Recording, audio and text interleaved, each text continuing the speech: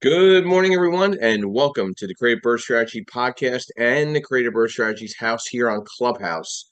I want to thank Clubhouse, as always, for allowing us to hold this event here every Saturday morning, 8 a.m., every Sunday morning, 9:30 a.m., for providing education, networking, and strategy.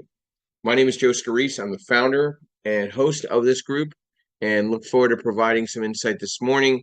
I want to always thank our sponsors, which have been so helpful in our growth in getting ourselves out there, getting the word out.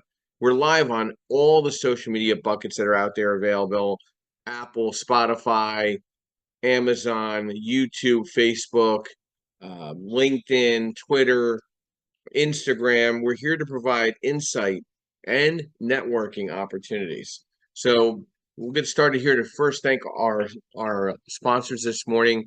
We want to always start off with Perkatech with Yardell Perkins, our social media strategist and partner in the podcast. Realty 411 with Linda Pelagas, a national publication for real estate investors and services, as well as national events throughout the country.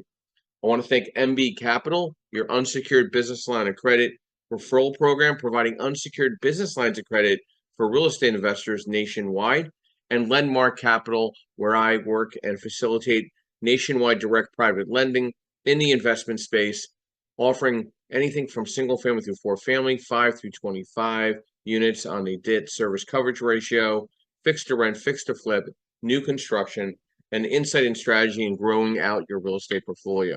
So we'll get started here in just a few minutes and discussing how to choose the right financing for your real estate investment. So I'm going to do a quick thumb and invite a bunch of people's in, see who's out there in the Clubhouse world.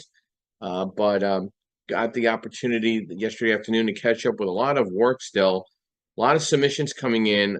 Surprising enough, a lot of investors coming off the sidelines in the 5 unit through, like I say, 10 unit space. I'm seeing a lot of refinances. I'm seeing a lot of purchases on more the turnkey 5 through 10 unit. I guess like the inventory itself is the competition level in that space has lessened, where I think some investors feel it's too big of a jump for themselves.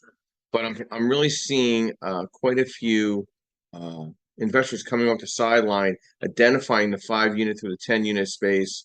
I really like that space. I think you don't have it as many people jumping at it right now, and I think it could be there could be a lot of poor listing opportunities by agents that really don't know how to list a property such as that. I've seen quite a few on the market, so I'm actually looking myself for opportunities such as that because I feel it's a nice little sweet spot. So let's dive into how to choose the right financing for your real estate investment. So let's first talk about some themes in the market that could shape the investing landscape now and over the next several years. Some thoughts here to kind of throw out there, and then we'll go to some of our moderators, of course. I'm really concerned about growth restraints. Costly investments for regionalization and climate change may handcuff economic growth and investment returns. So you're seeing migration rental reports. You're seeing a lot of the smaller markets having issues with rental environments. You're seeing massive conversions in the commercial space. Also, inflation adaptation. While we expect global economic growth to backtrack, inflation should persist, and tight labor markets and regionalization and higher commodity prices will likely more than offset technology's inflationary promise, investors, consumers, policymakers. I think we're going to have some more issues in the banking space. I think we're going to see some reconsolidations and reconfigurations. Also, geopolitical issues. I mean, we have massive issues right now on party lines, and how that will impact us in the real estate space is unforeseen. It's almost like looking through a shower drape, and you can't really see the clearing of what's really coming down the pike. And then private matters, like private markets continue to grow, backed by improving liquidity, supported by strengthening market infrastructure. Like, how far will asset-based lending go in more of an unregulated comparative to the banking environment where the regulations are strangleholding a lot of these banks and traditional lenders? Like where's are these paths going? So you got to really dive into what real estate investment makes the most sense when it comes to financing. Like real estate investment market in 2024 is expected to navigate through several emerging trends and challenges. Interest rates and economic conditions. The outlook for interest rates is uncertain, which could affect investment volumes and pricing stability. Some experts believe that rates have peaked. I don't know if they peaked. I can't, I'm not an expert, nor am I claiming to be the expert to understand this, which might improve transaction volumes and stabilize pricing over time, especially in markets within within the United States. But I'm still hesitant to say that rates are going to come down anytime soon. I can't see them coming down anytime in the next 3 to 4 years. You know, let's break down some sectors, and then we'll obviously get to um, our moderators. Residential and multifamily. Multifamily properties remain strong due to sustained rental demand.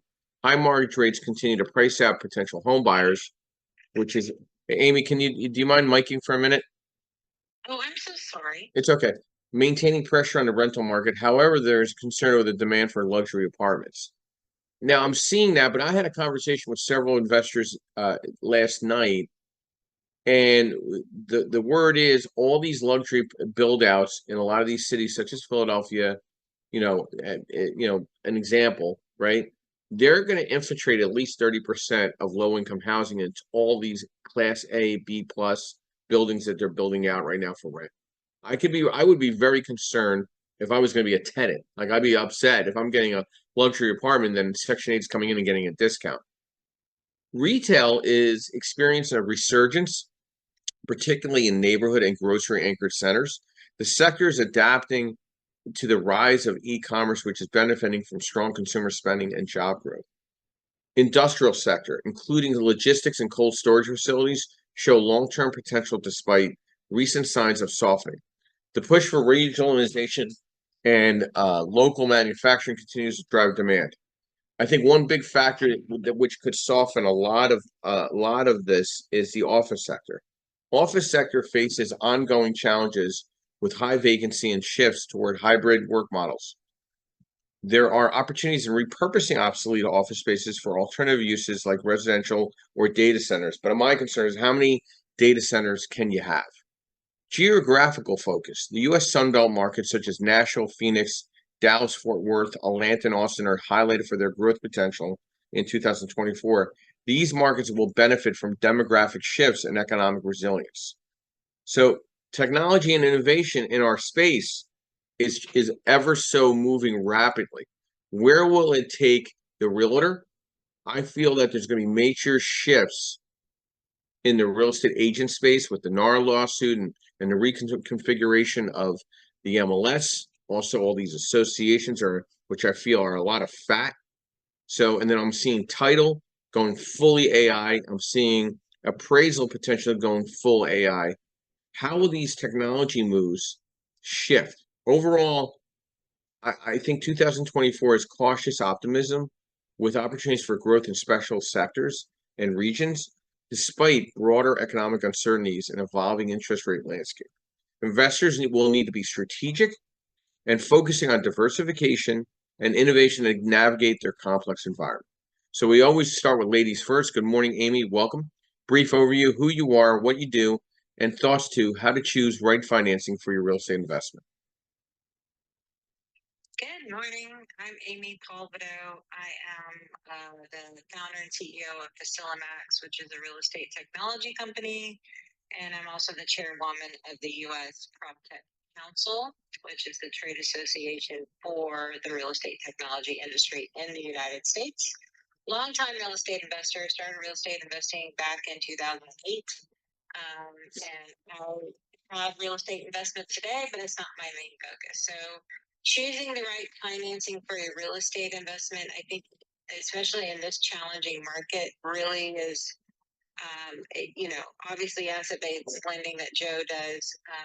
But I would also say looking at any sort of green improvement incentives that you can get to add to your capital stack, as long as, you know, the lender doesn't get, you know, heartburn over it, because it might add a different kind of position on top of their loan, or next to their loan. But I think, you know, there's lots of creative ways to get deals done now. And I remember it being horrible trying to find a deal. In 2015, we went through the same thing. We just couldn't find a deal, and all the prices didn't make sense, and all these systems. The cycles change, but there's still deals. You can still find them. You just have to work a little harder to find them. But I think the best thing you can do is in this time where their deals aren't as prevalent, is to prepare yourself for when they become prevalent, right? So get your ducks in a row. Make sure you're stocking up cash so that when you start seeing these deals, and if one comes your way, you're ready to pounce on it. So that's my nickel. Whole half a nickel we got out of Amy this morning, and I appreciate that. As I'll say, the rose amongst the thorns. So choosing the right financing for your real estate investment involves evaluating several key factors to align with your investment goals, financial situation, and market conditions. Evaluate your investment goals, long versus short term. Determine if you're looking for a long-term investment, such as a rental property or a short-term flip. Understanding cash flow versus appreciation. This kind of touches on what we discussed yesterday on cash return. Decide whether to prioritize immediate cash flow or long-term property appreciation. Assess your financial situation and circumstances. Credit score. Higher the credit can help you secure better financing and better leverage. Down payment. I had a very deep discussion with a very analytical investor yesterday afternoon, and we dived into what made the most amount of sense. Does it make sense to go with 20%, 25%, or even 30%? He was looking more of a turnkey deal where the property was already rented. There wasn't upside to the deal where rents could be improved in the next cycle. And so we moved the rents up. We went with the DSCR, and we went with the 20% down, because he figured by raising the rent $100, $125 per unit over the next year, he would capture all his money back in 3 years, and he was okay with that. So, and then understanding DSCR, I know Michelle down below, we just sent her out a DSCR worksheet. Michelle Petty, thank you. Take a look in your email. I sent it out to you. I will also follow with a phone call on Monday morning. And understanding how the income and expense really works. It's not just about principal, interest, taxes, and insurance. It's also about deferred maintenance. It's about vacancy, and it's about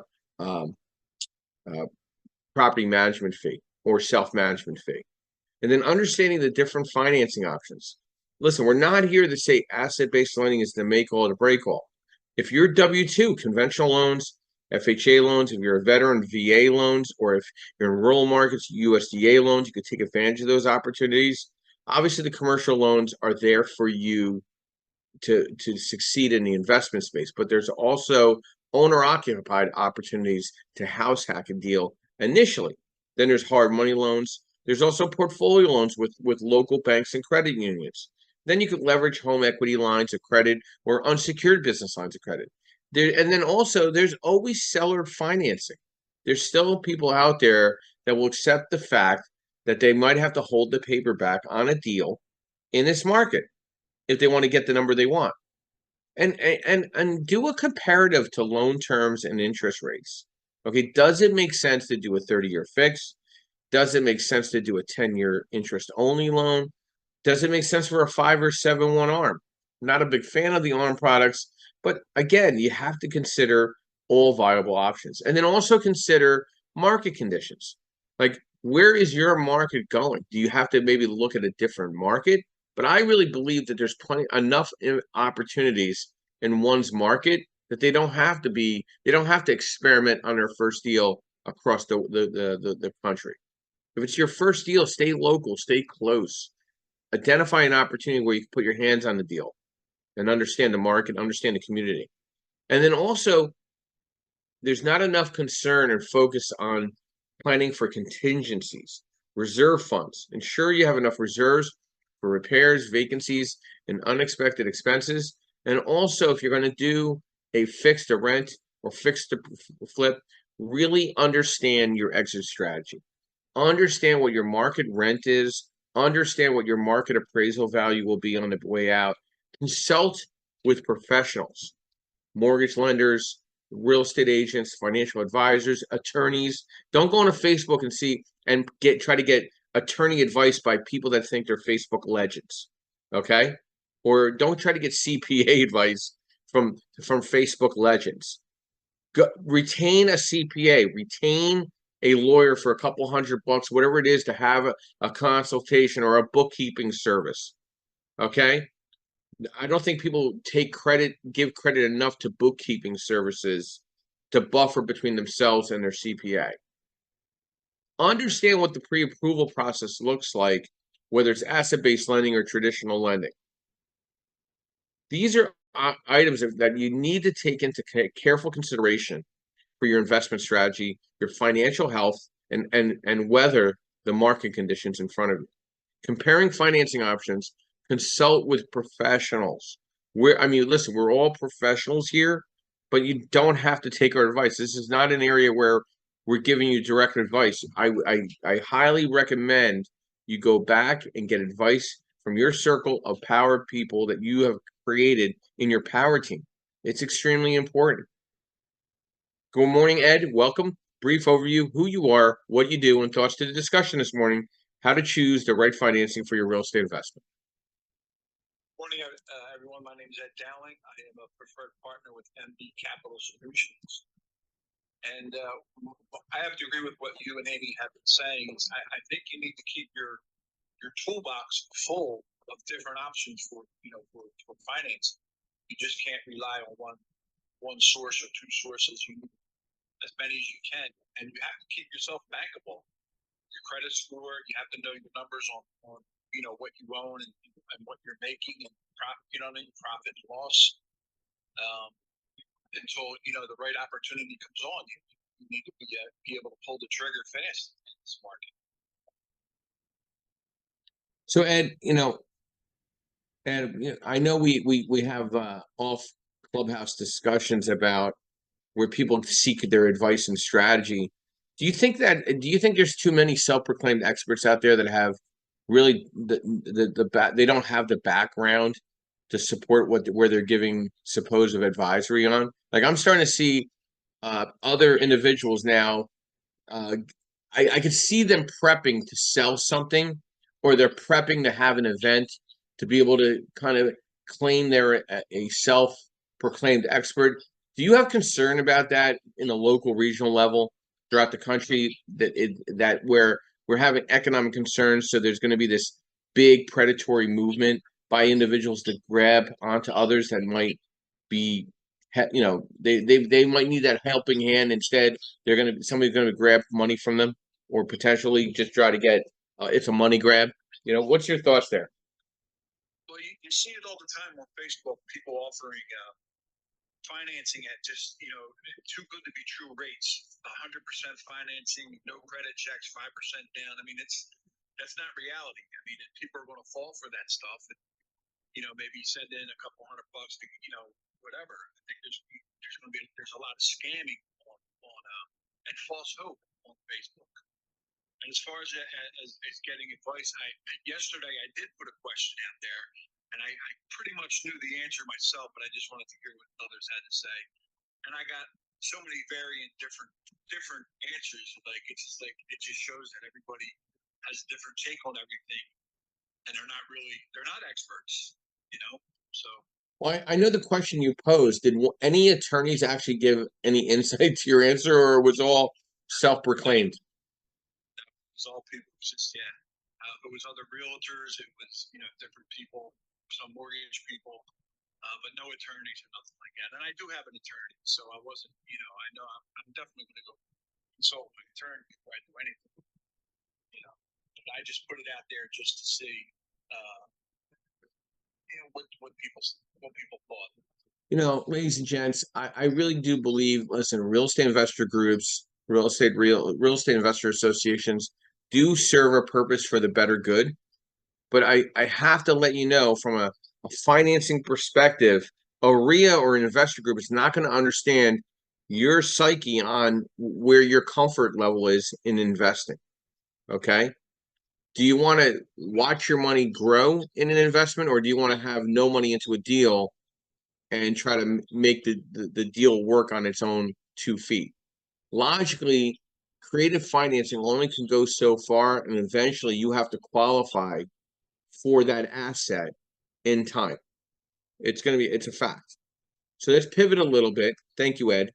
I want to talk about the 10 hottest cities to invest in real estate going from 2024 into 2025.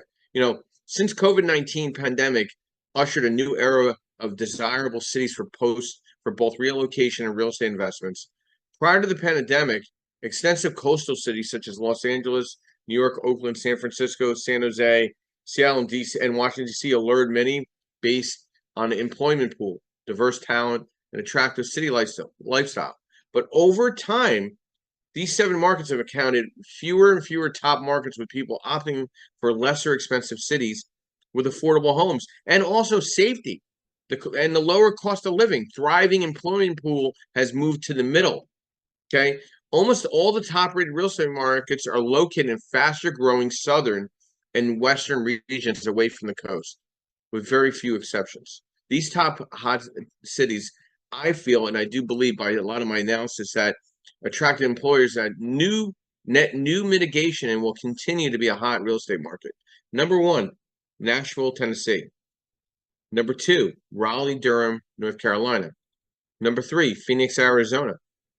Number 4, Austin, Texas. Number 5, Tampa, St. Petersburg, Florida. Number 6, Charlotte, North Carolina. Number 7, Dallas, Fort Worth, Texas. Number 8, Atlanta, Georgia. Number 9, Seattle, Washington. And number 10, Boston, Massachusetts. Now, I have visited, I think, almost most of these cities. I have opinions on several of them. I mean, I love Boston area. I think it's priced itself out, where I see New Hampshire, Vermont, and Maine being hot spots for investment financing and opportunities. But I do like how Boston is really keeping it together. It's clean, it's safe. Downtown's really nice, but the affordability, I can't see it being there for a family to live in. It's just pricing itself out. I think the surrounding areas of Philadelphia, Harrisburg, are very strong. I think the city propers of those areas are going to have a rough time, especially in the commercial landscape.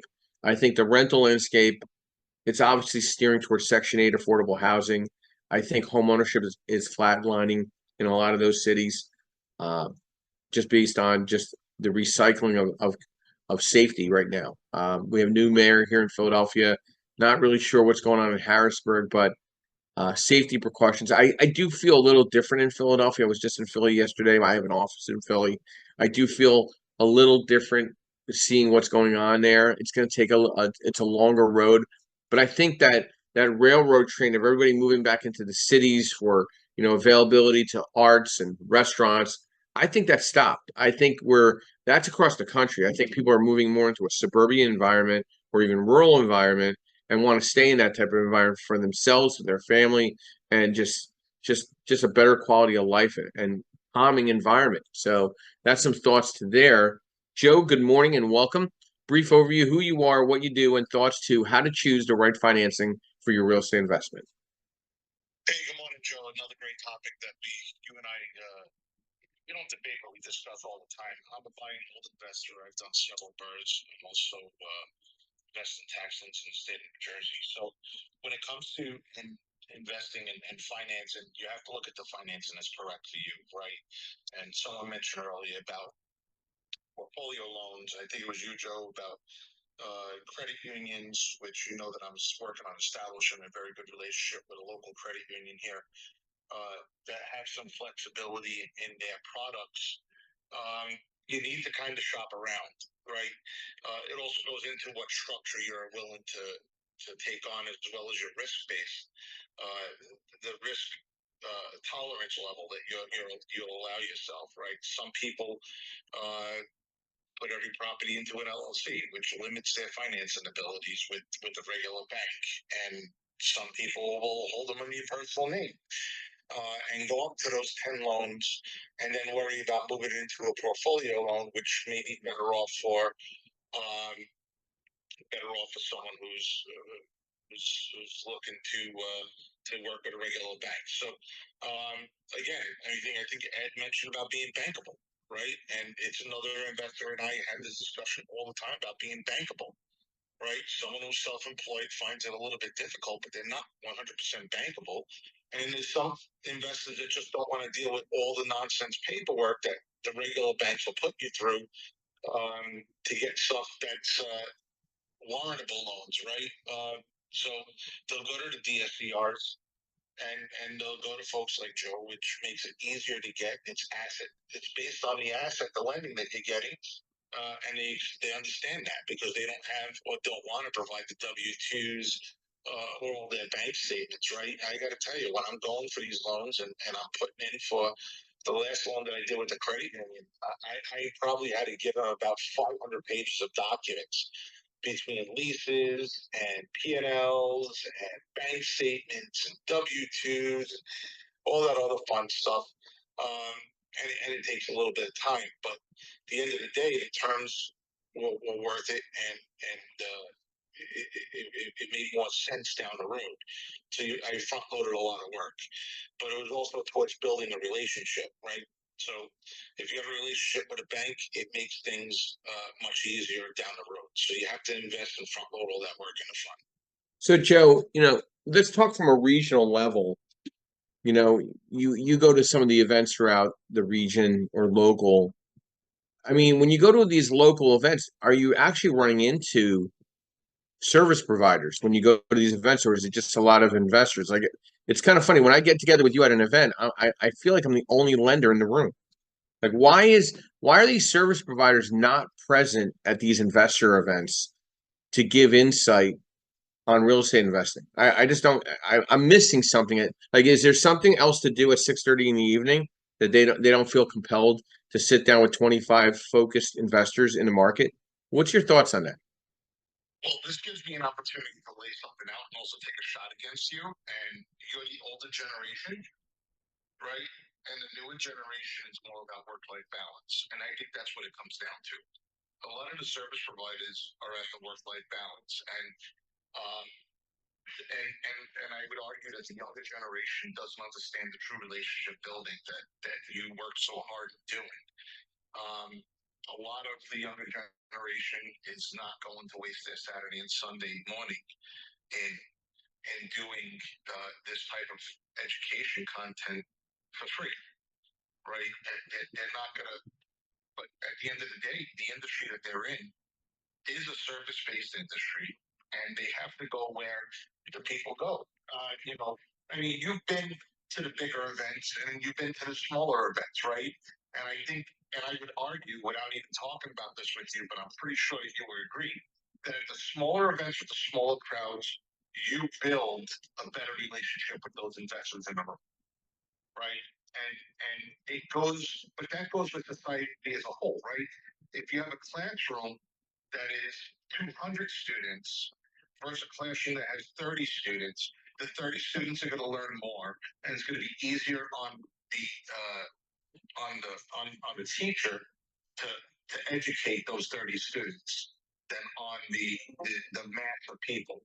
But the majority of the service providers are looking at the bang for their buck, that they need to go to these events where there's thousands of people or the hundreds of people show and get their name out there, which I'm not saying there's no value to that. And you could speak more to that than me, but at the end of the day, you want to make a sale, it's about making it connect and building rapport. Well, I'll give you some verses on this stuff. I am old school because I was trained by some really savvy old school professionals. But two, like I just saw an event they're having down in Atlantic City. They want $8,000 for a vendor table. $8,000 for a 2-day event. That's $4,000 a day. I can go to an investor group for free and meet 25 very focused investors in all levels of experience and have a much more insightful discussion. I could also provide insight on a podcast such as this and have a follow with one or two professionals that are listening in and hopefully build that relationship out or build a referral program with them. To me, our industry we're in a very unique industry. We could have multiple streams of income in referral as a professional in our field. Not many other areas offer that or extend that opportunity.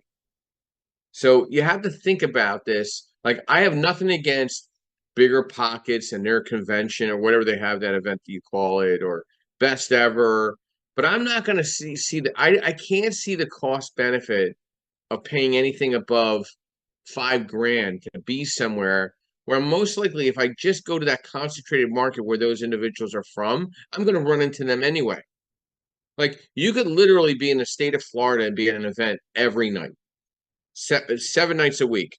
There's a real estate investor meeting. If you want to live in Florida and live in the greater Tampa area, Miami, St. Pete's, Fort Lauderdale, you could literally be at an event between Orlando and Miami, all that area. You could be at an event every night, 7 nights a week, and not have a night off, and literally meet 25 to 50 different people every day, and build out your buyer list and build out your referral list, build out your CRM. Okay. So really, in this time, when it comes to financing and identifying a real estate investment, you need to stay in the more granular local market to where you're focusing to build out that team. Like yesterday, I needed somebody for one of my clients that needed mold. They needed to do mold inspection and mold remediation. I reached out to Ed. He gave me a contact. Boom. That because it's local, right? It was local. Now, tomorrow I'm actually having a conversation with a nationwide property management company to kind of broaden my fishnet in helping them grow out their property management presence in various MSAs, which I think is important as well. I don't know where that's all going to go, but we're going to have that meeting tomorrow afternoon around 3 o'clock. But they're very impressed with my social media presence, and maybe we can facilitate a referral program working together. So to me, that's an opportunity for financing exposure to individuals that are in their circle, and vice versa. They don't know anything about my financing options.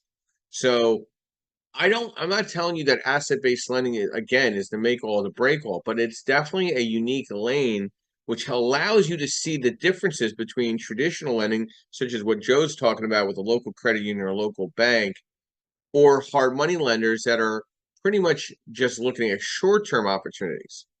And then there's a whole nother piece, true private money lenders. Like, I have colleagues that put their own money to work that don't kind of fall in any category. They're in their own little island.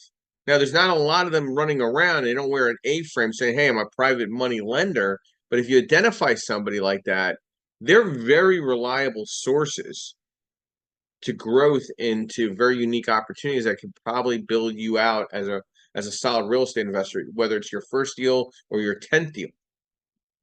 Now, you're going to pay probably higher rates, higher costs to close, but again, if you have that's a true relationship building type of lending. Timothy, good morning. Thanks for coming on. Brief overview, who you are, what you do, and thoughts to our discussion this morning, how to choose right financing for your real estate investment. Good morning, Joseph. Thank you for having me up. Good morning, room. Sorry, I swallowed a lot of pollen yesterday. I'm a buy and hold real estate investor, actually located up here in the Lehigh Valley. My thoughts are, and I think, Ed hit it all, and Ed and Joe hit that nail on the head. Be bankable. That's your first. Your business starts with you. That's your foundation.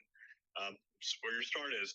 What avenues you decide to go, and then, again, knowing your numbers and knowing what your exit strategy specifically will help guide you to whatever avenues you want to take.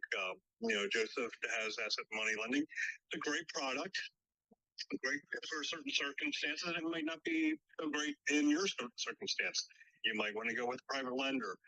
One thing I didn't hear anyone mention this morning yet was crowdfunding as a potential, but that again takes a lot of work.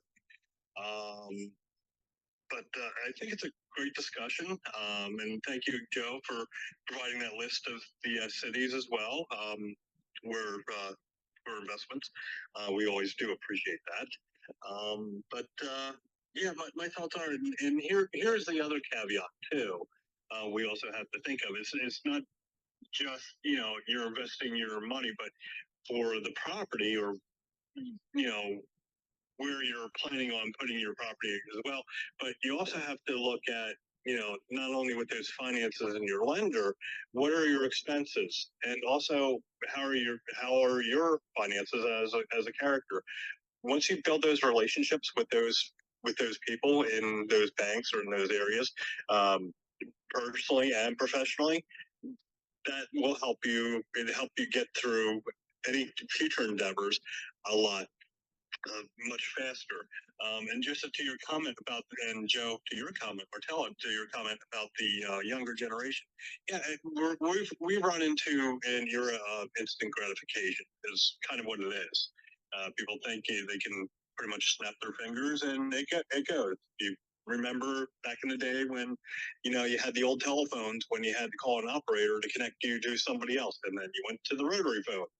Then you went to, the push button telephone. If some of you are young enough to remember any of that, party lines. You didn't exactly pick up the phone and just be able to call whoever you needed to call. You had to wait till somebody on your block got off the phone. So we've now gone to an era of instant gratification to where we now have, well, let's say thinking computers that can call people that you can fit in the palm of your hand. They're not cell phones anymore. They do multiple things. So as time goes on, people get used to the instant gratification, and I think that's where where things are at. Where real estate is not something. If you're looking for instant gratification, you're also going to be looking for either getting instantly broke real fast without having the education and knowledge, and that's where that's key. So if we are able to re-educate and help re-educate on that, I think we might start seeing a better real estate investor climate, especially even when it comes to financing. So those are my 2 cents, Joseph. I'm going to put it back to you. Remember, Timothy Doyle, Steel Hill Properties. Remember, can't buy it, steal it. Thank you, Tim. Appreciate the insight. People always say, hey, what do you think is going to happen in the next 5 or 10 years? Listen, if you looked at over the last 20 years of the industry and how much change there's been made, but there's always been money made on buying real estate. I've never met somebody that bought a property 20 or 30 years ago and can't say they didn't make money if they still own the property today. I think it's numerically impossible. I think if you hold on to something, you treat it correctly, you leverage it correctly. And I think people don't really understand leverage. There's good mortgages and there's bad mortgages. If you're over leveraged, it's a bad mortgage. If it's leveraged appropriately and it's providing you income and a residual level of income and changing your whole scope of capability of survival with the property, then it's not bad debt. Okay. Now, I had somebody come up to me last night at a function I was at and thanked me. Hey, Joe, I really appreciate that. I own a free and clear. My home is free and clear. Thank you for giving me advice to go get a line of credit on my house. He goes, God forbid I need to get a roof. God forbid I got to do this. I at least have something in first position on my home to take care of that quickly, where I would have to then move money around otherwise. Because I was like, why would you leave your property, your primary home free and clear? Put a line of credit on it. Who cares about you bragging that it's free and clear? I would always want to have accessibilities to cash flow and cash on cash return. And as long as my property is supporting that and also supporting my pocket in ongoing income, and I'm treating the property correctly, then leveraging any existing assets is not a bad thing. And I know Tim brought up crowdfunding. I'm more of a fan of partnerships in the sense of knowing who you're partnering with and what the partners are bringing to the entity on that deal, and it's outlined by an attorney with a real operating agreement, with a real articles of formation, with a real a letter of good standing on the LLC, a real good IN letter, all that information outlined, understanding the marriage of partnership and understanding the potential of divorce to that partnership. I think the crowdfunding thing, if it doesn't stay controlled, I think there's too many spoons in the soup, and things could spiral out of control. And that's, I mean, again, it's all about understanding the market and timing as well. You know, market conditions significantly affect real estate financing and opportunities. Stay informed about the local market trends, interest rate movements, economic factors influencing property values. Sometimes timing your acquisition to coincide with the favorable market conditions can result in substantial savings and better investment returns. Regular analysis of the economic indicators and real estate cycles can guide you to make more informed decisions when you buy, sell, or hold properties to maximize your investment potential. Good morning, Linda. Welcome. Brief overview, who you are, what you do, and thoughts to our discussion this morning, how to choose the right financing for real estate investments. Good morning, investors. Good morning, Clubhouse.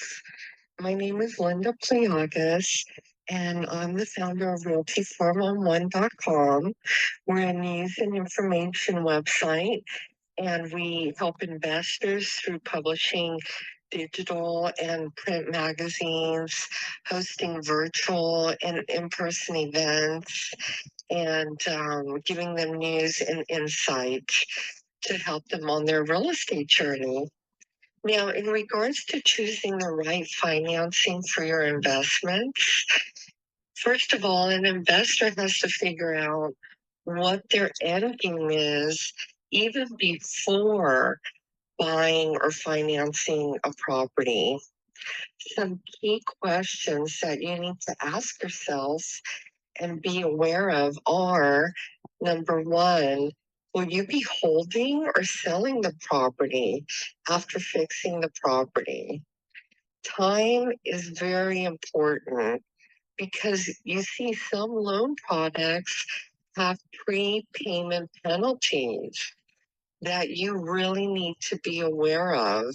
If you know you're going to be rehabbing the property, you need to know if that loan product has a penalty for repaying the loan within, say, 5 years or so. A lot of loan products do have prepayment penalties, so definitely be aware of that. Now, what is your plan with the property? Would you be renting it out and then selling it later, say in 5 to 10 years, to avoid capital gains, or to pay less taxes and avoid that huge capital gains if you sell before the 1 year timeline? Now, if maximum cash flow is your number one priority when buying a property, then you may want to consider an interest only loan, which can maximize cash flows. I know a lot of investors that will get into a property with an interest only loan so they can afford to buy the property, because maybe the cash flow isn't that great in the beginning, or maybe they don't have a huge down payment. So one of the ways that they can actually afford to get into a deal is by having an interest only loan. So those are really valuable, and I would encourage people to explore those loan options, especially if they're having a difficult time buying that first property or expanding their existing portfolio. Now, if you want to collateralize your portfolio for maximum leverage, then you may want to look into getting a blanket loan for your portfolio. Now, that is another option as well. But I would recommend that you really know what you're doing with that, because you're going to be, leveraging numerous properties in one loan product. That can be very dangerous. It could also really highly leverage your portfolio, which could be a benefit. So it just depends on what your needs are and what your goals are. As always, I would encourage you to be conservative with your financial numbers. It's just, very important. You don't want to make a mistake and risk losing a property. Now, investors, there are many financial options available for you today. And I would encourage you to contact Joseph and professionals like him to help you determine what the best move is for you before you even, buy the property. You need to really know all your options ahead of time. Thank you so much, Joseph. Back to you. Thanks, Linda. Hey, Linda, anything coming up on Realty 411 we should keep a heads up on? Yes, actually, we will be having a virtual event. We invite everyone to join us on the virtual event June 22nd. I was actually going to reach out to you, Joseph, and invite you to participate and to be one of the speakers for our virtual event, which is being held on Saturday, June 22nd. You can find out more information about that at realty411.com. You can email us if you'd like to receive a link to it, info@realty411.com. We're also having an in-person event in Southern California on August the 3rd, which is also a Saturday. And I would encourage everyone who can join us to attend. We're going to have a spectacular day with incredible education from speakers from around the country who are flying in to Southern California. And then October 26th, we have our huge Los Angeles Grand Real Estate Expo, and we're hoping that you can join us for that. Joseph, that is Saturday, October 26th. We typically get over 800 investors from around the country that day. And this year, our goal is to have 1,000 investors joining us from around the country for one amazing day of networking, education, and motivation. Thank you. Thank you, Linda. And please send me the details so we can get that event out that's coming up soon. Yes, I spoke at the Greater LA REIA Expo last year. It was really phenomenal. I think I was the opening act for the gentleman that was from auction.com. So very full room, very engaged investors that invested all over the country. All over the country. They had zero borders. They were looking everywhere. All types of opportunities. And, I'm going to touch on a couple things that Linda discussed real quick. The blanket loan idea. There's nothing wrong with doing a blanket loan if you know what your objective is with the portfolio. Okay? You need to understand the blanket loan. You need to understand the repercussions of selling off a potential property off of that blanket loan and how that will cost you from a recasting of the loan. I'm going to give you an example of a loan that I'm working on this week. It's a construction loan I completed 2 years ago for one of my clients. It was roughly $8.5 million construction loan. And he sold off a certain amount of the portfolio, and now he's looking to take some of the properties in. And I'm having a frank discussion with him saying, listen, well, I don't think you should blanket all these properties in one loan because you might want to peel some of these off. Maybe we should do 3 at a time in three properties at per loan, portfolio loan, because God forbid you want to peel one of these properties off, it's not impacting the whole basket of apples. Okay. And we're also looking at a 10-year interest only with a 30-year AM. We're also looking at a 3-year prepay instead of a 5-year prepay. We're strategically putting the numbers in play for him for the exit strategy from most or all these properties in time. Not today, but over the next 36 months, 48 months, and peeling that onion a little bit and seeing where we're going to look at, because we both agree that things will look differently in 3 to 4 years where he built out these properties. He already has comps to justify refinances from selling off some of the property. So there's financing is it substantiates the real estate acquisition. It needs to be manageable. Okay, you need to understand the lending sources that are in asset-based lending or local banks or credit unions. Blanket loans do exist. They do work. They're more easier to discuss today than 10 years ago. But we got to move this guy to the audience. Bye-bye. I don't know what happened to that guy. But you really need to understand the economic indications to blanket loans and what that looks like. Okay? You really need to understand it completely. I want to hold on one second. Yeah, let's see here. So let's see. Hold on one second. All right. I just had to fix that real quick. So give me 1 minute, guys. We have a person that's not so nice coming up into our rooms.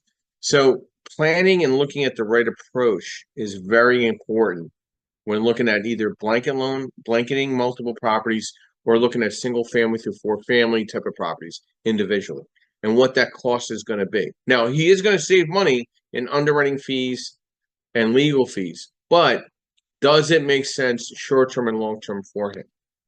Good morning, Rob. Welcome. Brief overview, who you are, what you do, and thoughts to our discussion this morning. How to choose the right financing for your real estate investment. Morning, Joe. Yeah, I'm Rob, real estate investor out of New Jersey. I agree with what everybody was saying before.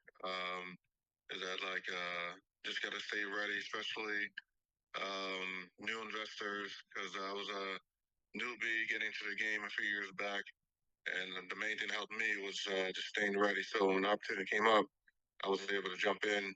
Even 2 years back to back, buy a property both of those years. But I'll say staying ready and then having a close relationship with a lender, because the lender is somebody who always bounce ideas off.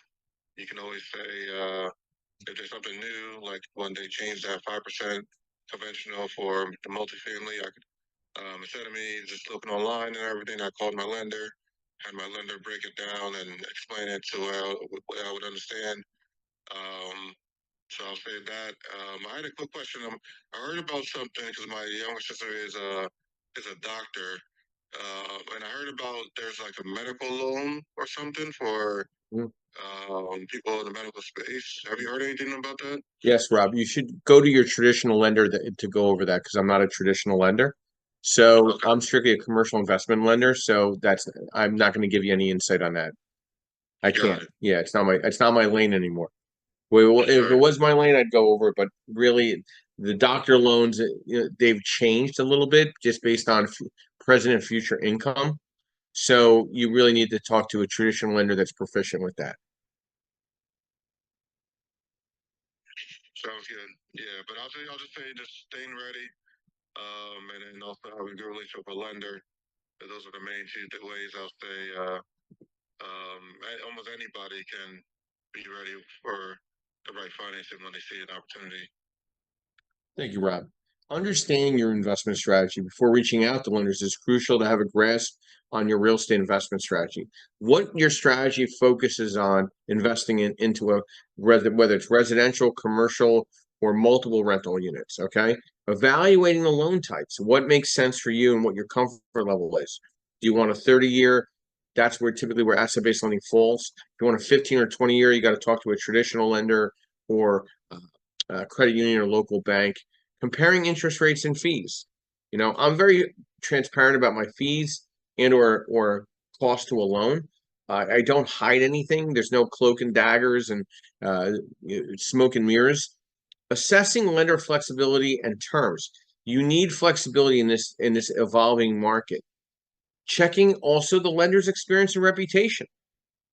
I mean, I'm very transparent on LinkedIn. I can't really hide. Please follow me. I always post articles and educational insight and um, strategy discussions. I'm here on a podcast every Saturday morning, every Sunday morning. I don't really hide behind anything. And obviously leveraging your professional networks, investor groups and RIA groups and chamber of commerces are, I think, very important to kind of understand where the accessibilities are for financing options for real estate investing. I think it's very important. Good morning, Melissa, and welcome. Brief overview, who you are, what you do, and thoughts to a discussion, how to choose the right financing for your real estate investment. Good morning, Clubhouse. Thank you for having me up. This is Melissa King. I'm an owner-operator at One Last Eye LLC, Virtual Assistant Services, and I offer realty, bookkeeping, and admin professional services. I do mostly real estate bookkeeping for my current clients, but I'm a notary and also can offer some business and office management should they need it. To today's discussion, I wanted to bring up the bookkeeping services part. You knew that was going to get me in, didn't you, Joe? I knew it.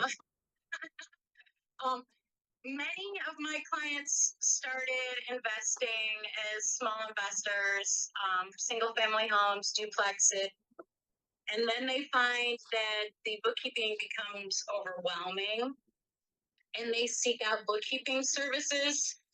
Our particular services are good for real estate investors because they're usually cheaper than their CPA. And many CPAs I find lately their staff is just overloaded with everything else. So definitely, if you don't want to do your bookkeeping anymore, you want to look into a reputable bookkeeper yourself. Absolutely. My clients, to today's point, my clients use and have used all of these lending strategies that Joe has mentioned here today. It really does depend on your situation and your investing level. I would say there are so many opportunities out there. Really figure out what your strategy is. I love that talk because I'm doing that myself this year, trying to figure out my investment strategy so that I can move forward, get all of my numbers together, get into more of the lender's minds and see what I can do. Because once you're using your bookkeeping, reviewing your financials on a regular basis, and that word bankable, oh, I love that. You can't get beyond that because bankable is the only way you're going to really be able to have access to cash. And that includes your credit report rating, how you run yourself, your business professionally, etc. All of that plays into it. So I cannot stress that enough. I think that's all I mentioned. I have all these notes. You would love my papers, Joe. I've got notes with highlights all over it. There was some really good stuff today, especially what Linda had. I'm just so excited. I'm really looking forward to 2024. So moving forward all the way. Thanks, Joe. Thank you, Melissa. Some golden rules in property investing. Buy from obviously motivated sellers. Buy in an area of strong rental demand. Buy for positive cash flow. Buy for the long term. And always, always have a cash buffer. You will minimize your risk of property investment and maximize your returns. I mean, again, karma is extremely real, whether it's in life or in your profession. How you treat yourself in this industry is extremely important. And financing the right investment property is very important too. I want to add a couple things before we go to Justin, and then we'll get an outro from Amy in a minute too. We're the only clubhouse room that has their own podcast that's providing every consistent educational subjects every Saturday morning, 8 a.m. to 9:30 a.m. every weekend. We provide worksheets for you to be a better educated investor, to underwrite your own deals, and also to price your own deals out in the lending landscape as well. I have pricing software that you could price out your own DSCR loan and your own fixed to rent, fixed to flip loan that you can run for yourself on future endeavors. We also have a CE course that provides insight on navigating through asset-based lending for licensed real estate agents in every state in the country. We're also rolling out a new CE course that I'm finishing up the write-up on right now. It's getting submitted to be approved sometime in the next 60 days on wholesaling real estate as a real estate agent. It'll be a 3-credit CE course. I'll be the only one teaching this course out there nationally for the time being. So, because once you write one and you get it published to be accredited, other people can pay into grabbing that course to teach it for themselves. But right now, I will be the only person CE accredited teaching this course on wholesaling real estate for real estate agents. So I'm excited about that. We're at our 41st loaded podcast on the Creative Birth Strategies site. So we're getting to that ultimate 50 mark and then the 100 mark, and we've had national events with Linda and Realty 4-in-1. So we're there to hopefully provide a consistent theme for everybody that's staying engaged with our group every Saturday and Sunday, 8 a.m. and 9:30 a.m. every Saturday and Sunday morning. Justin, good morning and welcome. Brief overview, who you are, what you do, and thoughts to how to choose the right financing for your real estate investment. Or should we buy that little tract of land that you private messaged me on Instagram? Justin, are you there? Justin going once. Justin going twice. He sent me this little funny thing. It was really funny. Yeah, somebody got scammed in buying a little piece of land for $9,100. It was pretty funny, but I guess he's busy with something. He can't come up. So, Amy, little outro to all the thoughts that we were discussing this morning on how to choose the right financing for your real estate investment. Yeah, I think the gist of the room was really about being creative, looking for multiple options, don't walking away if you get turned down from your first no, right? You can't do that. Conventional is probably not going to work right now.